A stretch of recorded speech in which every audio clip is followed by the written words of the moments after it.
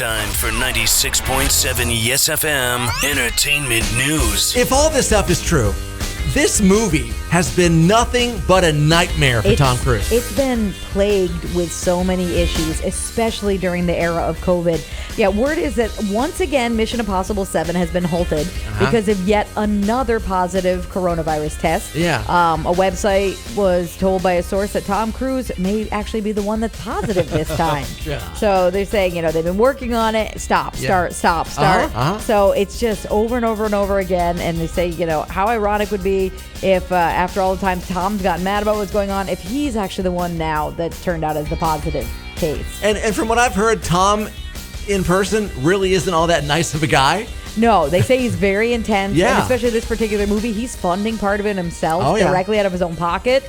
So he's getting a little impatient and a little ornery, I suspect. Even without a source, if I were him, I probably would be too. And I'm not even Tom Cruise. Apparently, James Corden isn't happy because no one said, "Hey, James, you want to take the Ellen slot?" Which, it's kind of a catch-22 to me. This is, the rumor mills. Sources saying that he's bummed that no one asked him to replace Ellen. But a source told the magazine that he is actually, in fact, interested in hosting his own daytime talk show. Right. And figures he's been doing it longer than Kelly. And he has a huge fan base, so he should get it over Kelly. But you know what? His contract's up next August. So they're thinking maybe his bosses think he's going back to the UK, and Kelly's already America's sweetheart, so if he's thinking about leaving anyways, do you stick with Kelly or do you try to fold James in and hope he stays? I don't know.